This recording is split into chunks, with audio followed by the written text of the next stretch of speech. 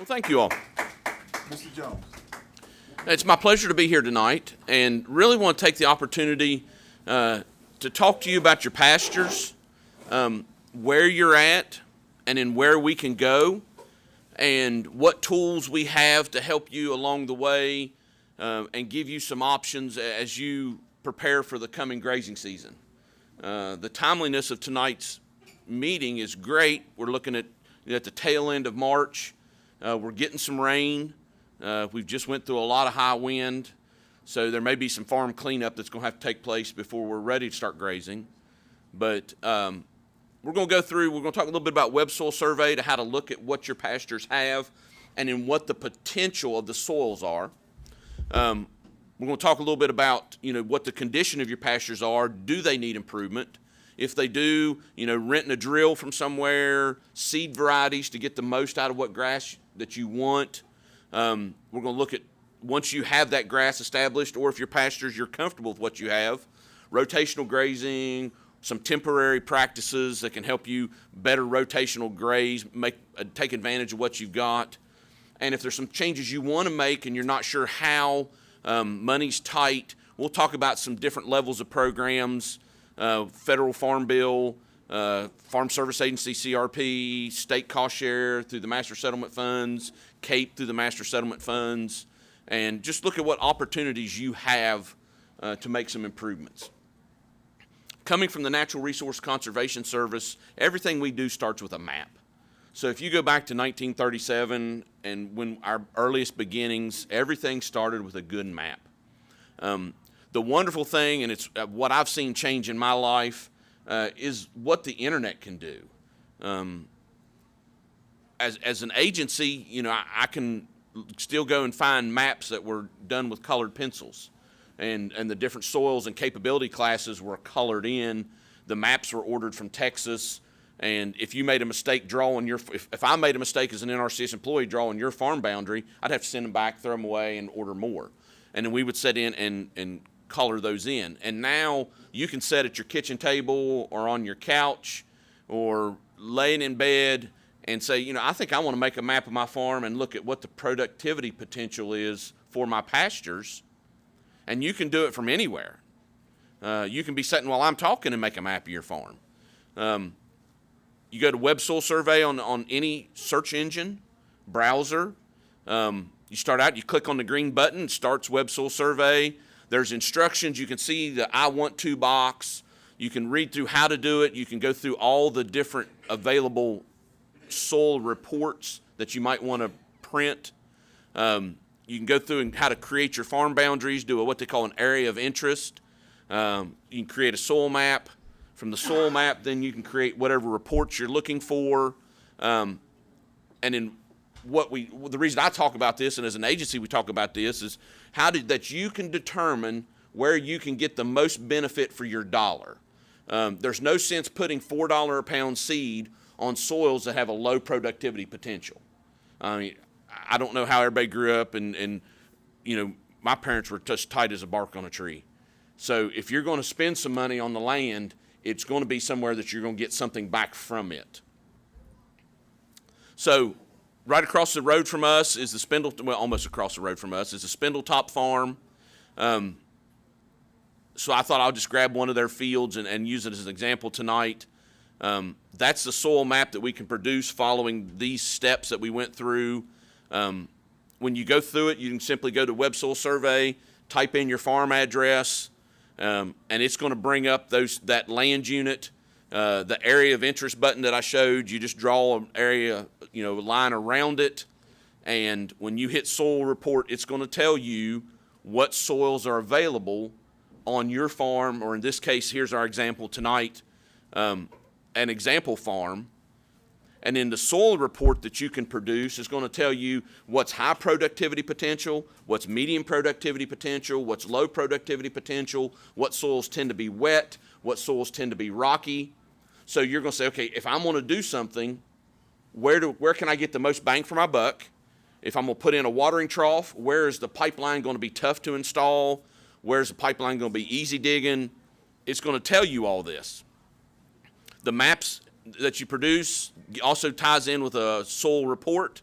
So you can look at, if I have a 32-acre field, how much of that is in each soil type, both in the acres as well as the percent. So if you want to spend money, where is the best place to spend my money? How should I do this? We can see Huntington soils are occasionally flooded. The McAfee silty clay 6 to 12% slopes are eroded. We can also print out a more detailed report. And if you look, I'm going to use a cursor. You go to Soil Data Explorer, and then you go to Soil Reports, and then there's all kinds of soil reports. What I'm working off is the map unit descriptions brief. It's just shorter and a little bit easier to print. And what it tells me is a Huntington silt loam, it's deep, it's well drained, but it has moderate permeability, it's occasionally flooded, so that may not be where we'd want to do seeding if we're trying to get spring pastures. And we can look at well-drained bottomland soils. Here's one, it's 2 to 6% slope, it's bluegrass Maury. Slopes 2 to 30%. Some have gravelly, sandy. Productivity potential is moderate to high. Bluegrass Maury 6 to 12% slopes. Once again, productivity potential is moderate to high. So if you're going to spend money to make improvements on your farm, those are the areas to target because they have the potential to give you return on your investment. So then the next thing to go out, if you're going to stay, okay, I've got a map of my pastures. I know what are higher value soils and lower value soils. What soils tend to flood, especially with a spring seeding. That's the last thing we want is spend the money on the seed, spend the money on the drill, and then it floods it out.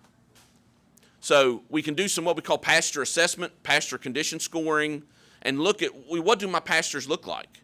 Is there a lot of bare soil? Is the grass pretty thick from last fall? I've been getting a lot of phone calls over the last few months. The drought in September and October really put a hurt on a lot of people's pastures. I've had one phone call that they think the frost may have burned these early hard, the last couple weeks. We've had some really cold temperatures down in the teens, may have burned up some pastures. So now's the time to get out and take a look, walk through your pastures, see what they look like, see how much open space there is, see how much grass cover you have. To decide, is this something that I want to, is the grass good enough? I'm happy with it. So let's just not worry about reseeding it, and let's just focus on getting the grazing infrastructure so that here in a few weeks I can turn cattle out, or if my cattle are already there, I can begin setting up a rotational system to take as much advantages of the grass that we have. We have some local opportunities. If you go to Forages Kentucky or Kentucky Forages, University of Kentucky has a website, and what's nice about it, you've got this variety trials. I'm trying to find my cursor on them. There it is. They can go through and show you over the last 25 years at various sites in Kentucky what grass seed has grown and produced the best. So if you're going to spend money, and if you're somewhere within about 30 or 40 miles, 50 miles of here, they have a site, it's called Spindletop. You can look at that farm and say, what did crimson clover do here? What did red clover do here? What did white clover do here? What did Kentucky 31 tall fescue, Kentucky 32 novel endophyte fescue, orchard grass, timothy, brome, whatever you're thinking about putting into your pastures or hay fields, you can look at how those have performed over the last 25 years, depending on what seed type and what company submitted seed for evaluation. There's also some links you can look at tips to get it established. We're blessed here in Kentucky that we have a lot of opportunities to get equipment that we don't have to own. Conservation districts have no-till drills. Feed and seed stores have no-till drills for rent. I live in Clark County. An example, their drill rents for $5.50 per acre with a minimum charge of $55. So if you do less than 10 acres, it's going to be $55. Anything above 10 acres, it's just going to be $5.50 an acre. Being a stupid person, is there some kind of training how to use the equipment properly and return it in a good shape? The districts can explain how to calibrate it. There's always a pamphlet that'll come with it that says, here's how to set it for orchard grass versus set it for red clover. There's videos, if you go to on this forage's website under establishment, they've got videos where they put jacks under a drill, turn the wheels manually to show you how you can calibrate it. So there's some really good information on the Kentucky Forage's site to talk about how to calibrate that drill. So if your plan calls for 12 pounds of seed per acre, you will put on 12 pounds of seed per acre, not 10 or not 20. 20 costs you money. 10, you just didn't put enough down, and you're going to have to make another pass or two, maybe in a different direction. But so there's some really good information there on the internet. It's handy to have at your fingertips if you're like, now what was I supposed to do? You know, what pin do I need to pull so that then it's the hydraulics controlling the depth. You can look that up right online. If you're satisfied with the pastures you have, the acres that you have is what you want. The grass looks good. We can talk a little bit about grazing efficiency. Historically, you know, the typical way to graze, and still when you're heading out to the western states, is cattle go out to a field and they kind of eat where they want, go where they want. We call it continuous grazing. By their very nature, they're going to pick the best grass first, what tastes the best, what has the highest nutrition, and they're going to come back to it. They're going to nibble that off, wander over here for a day or two. That's going to sprout back up as the sun's shining on it, and they're going to come back and nibble that off again. They're not going to eat some of the things that are a little stemmier, not quite as palatable. A good example is, I think everyone in the room's probably played with, you know, tall fescue. Put it between your thumbs, and you can blow on it and make a noise. It's the ribs on that leaf is what allows you to make the noise, and it's got a rough texture. Cattle, when they put that in their mouth, same for sheep and horses, they're like, it's a little rough. We've all bit into something, you're like, well, I didn't know where did that come from? That's not what's supposed to be there. Cattle are the same way. They're going to eat what they want first. Where grazing management comes in, rotational grazing, prescribed grazing, whatever term you're comfortable with, we're putting them in a tighter area. Instead of giving them a 40-acre field, we may break it into 4, 10-acre fields. So that cow's not going to be able to go everywhere they want to go. They're going to have to eat what's in that 10-acre field, and they're going to eat it until either there's nothing left or we open a gate and allow them to go to the next unit of grazing. What that allows us to do is, let's say we take a big field and break it into just 4. You have a watering trough in the center, or if a watering trough's in a corner or wherever it's at, you can just create the fence and break it up into 4 units. They don't have to be perfectly sized. It looks great on a piece of paper. Every one of us has ups and downs and dips, and we got a weird corner, and you just make the fences as you can. But what that allows you to do is, as you leave paddock 1 and go to 2, then 3 and 4, paddock 1 has now had 3 full weeks of rest. So we all know what that grass does, especially in April and May. It's going to shoot up. So when that 3rd week comes around and the cattle are getting hungry, they're going to go back to that first paddock. They're not going to be quite as picky on what they eat. They're going to eat what we give them in the area that we force them into. But what that allows you to do as a landowner, if you're grazing it, letting the cattle eat whatever they want, wherever they want, they're going to get about 30% of that forage. The other 70% is going to be trampled. It's going to be unchosen, so it's something it's stemmy, doesn't taste good. It's got manure on it. It's got urine on it. It's going to be refused. So you're only actually getting 30% of what that pasture is able to produce. By forcing them into a smaller area, and in this example of 4, now we're going to go to about 40 or maybe even 45%. So just by putting up some fence, we've gained 15 more percent. Now you can look at that, it's 15 more acres. You've taken what you have and you've increased the productivity of it. So if you like going to 4 fields and you're like, hey, this is not bad, I can rotate these once a month. And then you're like, well, I've got an evening each week that's free, I can rotate them again. You can maybe go to 8 just by simply adding 2 more watering troughs, or just do it. You've seen people do it, looks like a pie. You'll still have that one watering trough in the center, and you'll just keep making pies. They're wide on one end, narrow on the other. Cattle are going to do as well there. Now if you go to an 8 paddock rotation, you're going to get about 50, maybe even 55% grazing efficiency. So you haven't bought any more land. You haven't reduced the number of cattle or increased the number of cattle, but you went from 30 to 50 or maybe 30 to 55. So just by your management, either a weekly rotation, this is, you're looking about rotating every 3 or 4 days, 4 or 5 days. You're taking control. Instead of the cattle having one big field, now they've got 8 smaller fields. So if that was a 40-acre field, now they've got a 5-acre paddock. But you've increased the grazing efficiency from 30% to 50%, somewhere in the realm of 50%. So that's the equivalent of getting 20% more land. If somebody gave you a couple more acres, you'd be like, yeah, this is great. Well, you don't have to have more acres.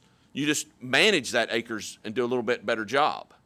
And then the neat thing is, once you're getting more fields, you can say, okay, take advantage of a program or an opportunity, and I'm going to either stockpile some of it. So I'm going to just, in August, I'm going to close the gate, I'm going to put a little nitrogen on this, and let it grow through the winter.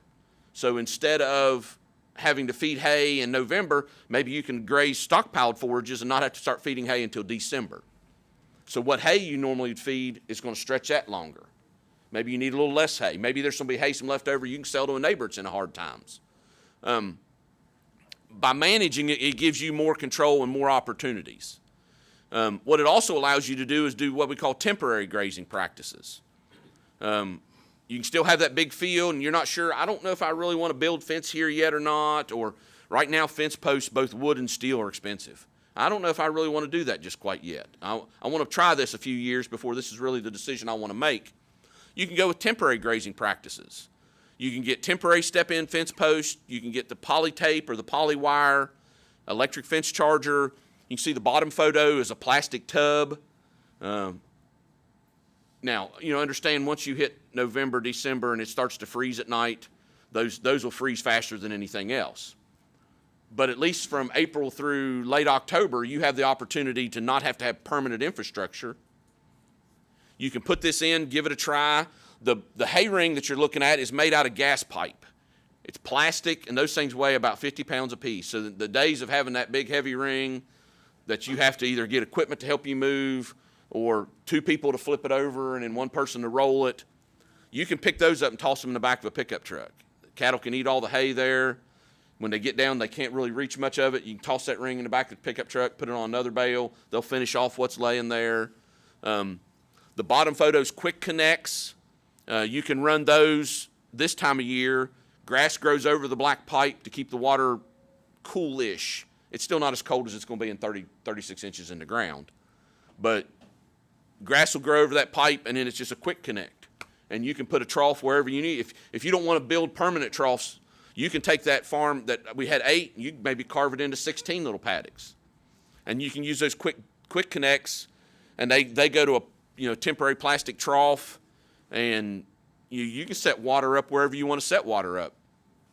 The top picture is from a conservation district in Virginia, and they were pretty creative. They got those syrup containers and a solar panel, and the solar panel powers both a fence charger as well as a pump, and they can drop that in a creek, a well, a spring, a pond, any water source, and water cattle from it.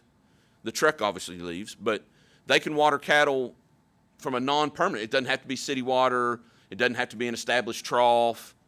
So, and that was just creativity on an old trailer.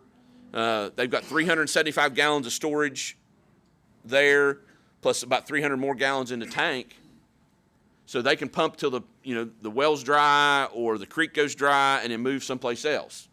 So all those are temporary. So as you're starting to plan your grazing system and you're not sure exactly, is this where I want to put a fence? Is this where I want to put a watering trough? For a year you can try temporary practices. Maybe it's leased ground.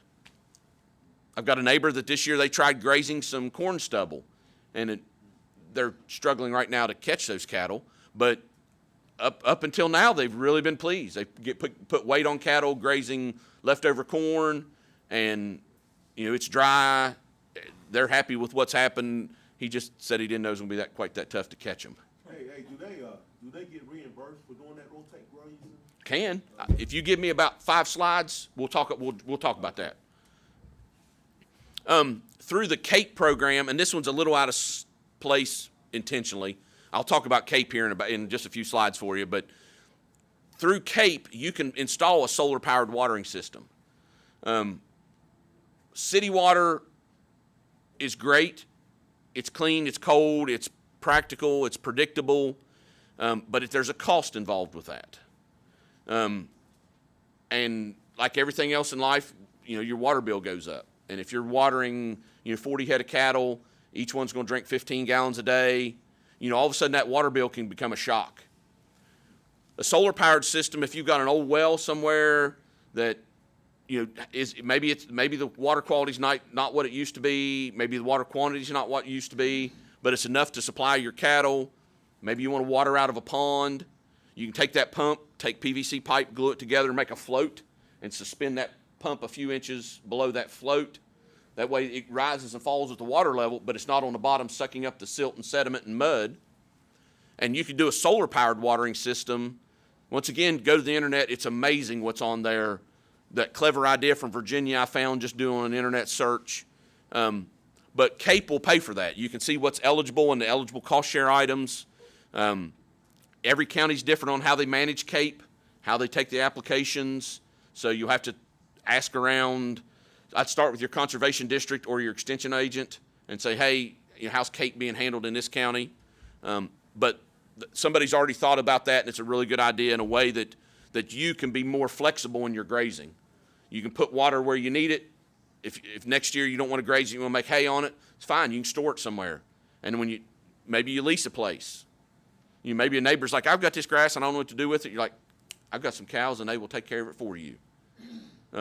So there's some interesting opportunities. We're going to talk about now for you, we're going to talk about the different programs. The first we'll start off with is the Farm Bill program, which has lots and lots of things under Farm Bill. But one of them they have under there is called the Environmental Quality Incentives Program.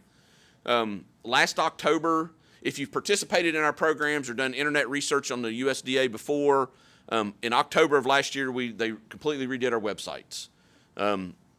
Now, if you want to know something, the nice thing is you'll go to Equip, and you can just go to whatever your search engine is, browser, and look up Equip, and you go to the website, and then it'll tell you, on this page, where's contact information, who to contact at your state, how do you get assistance, news, resources, but it will walk you through the process of what you need to do to sign up, where you sign up, when you can sign up, the cost lists of what the funding's available, and one of those is prescribed grazing.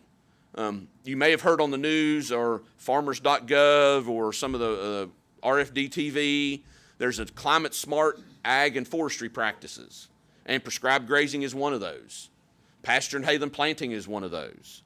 So there's going to be opportunities to apply for those funds to do things such as managed grazing, fence, watering trough, pipeline to supply that watering trough, gravel pads around the watering trough, pasture seeding, nutrient management to get the fertility right, lime and fertilize.